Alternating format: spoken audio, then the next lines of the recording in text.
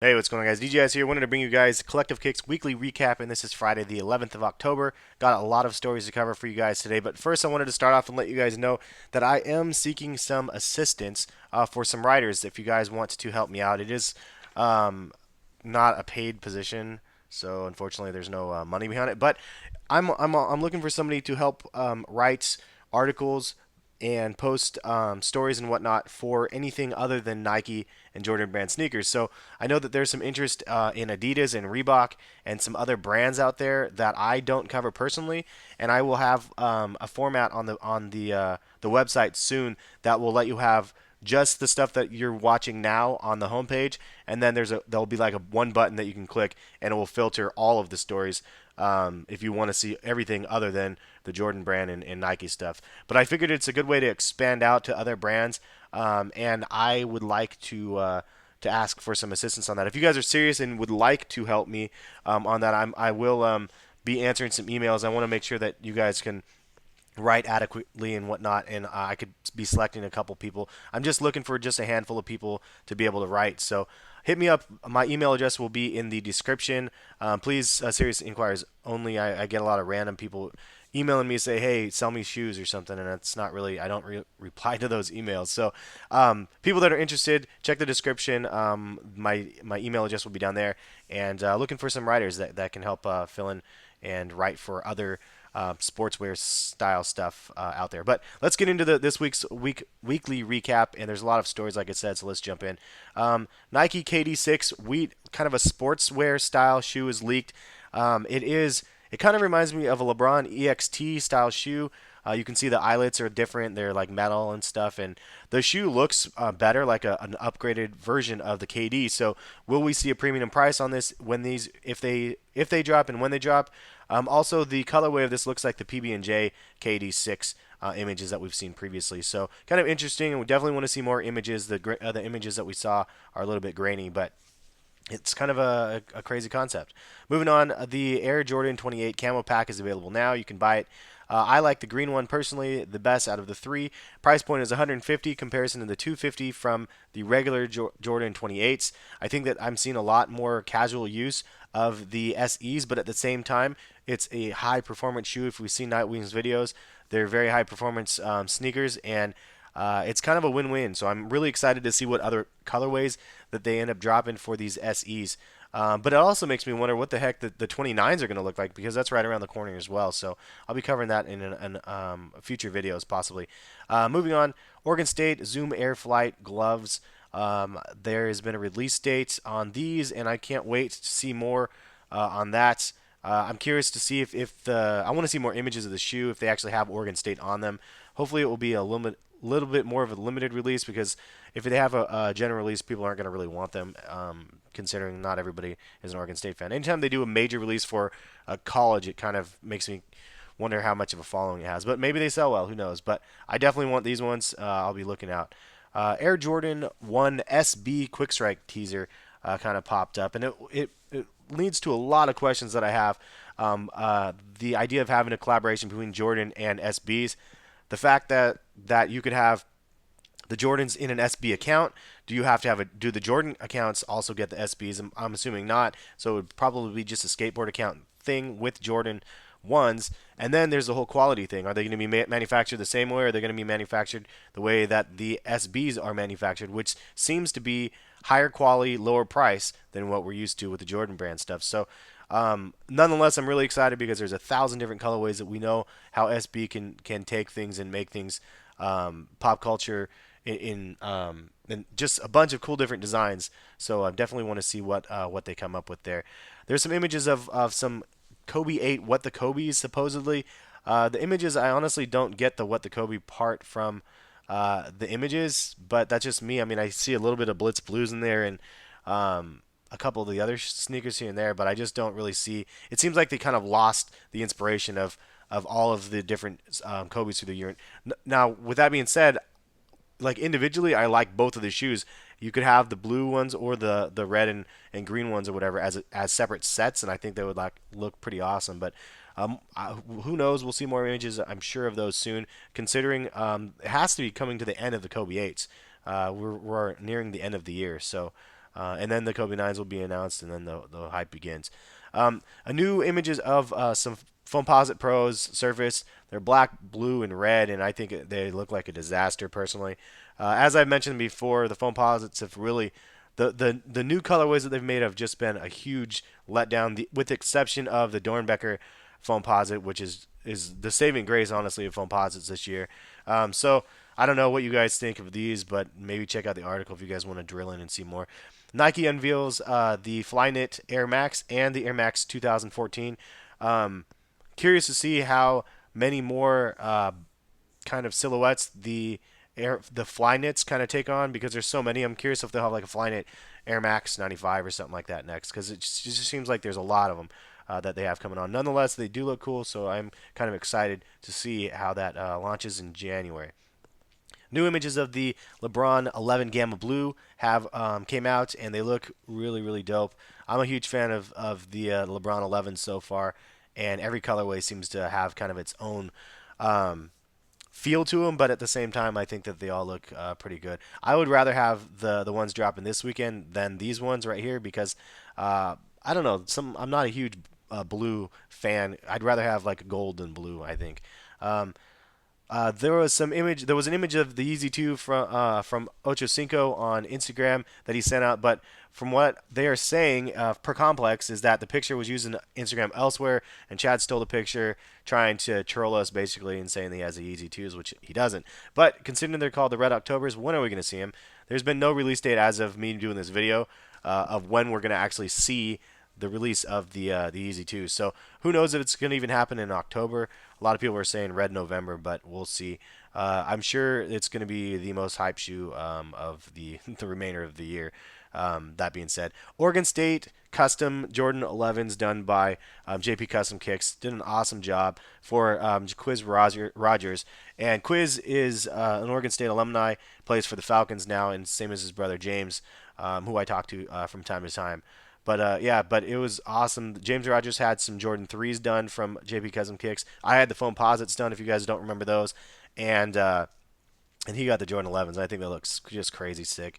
Really, really dope shoe in my opinion on those. So moving on, let's click down here and see what other news that we have. There's a couple more pages, guys, so I apologize. There's a lot of news in the last week. Well, I'm not going to rehash that. FLYKNIT release date. Gold iPhone unboxing I did.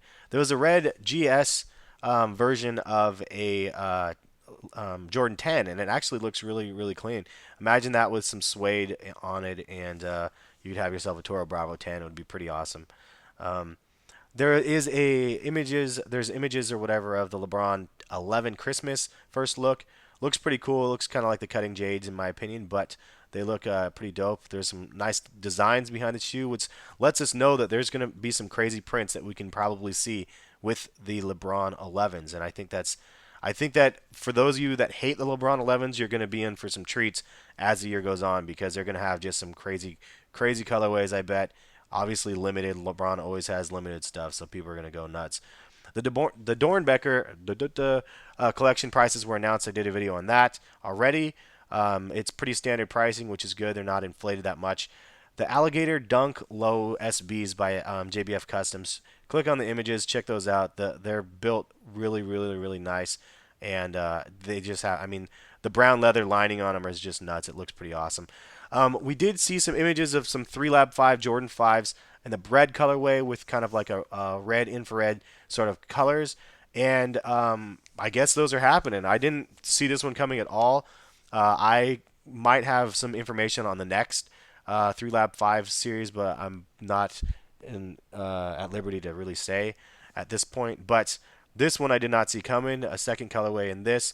Definitely have some really cool things in the Lab series that we will be seeing eventually. So I guess I'll just let you guys know that.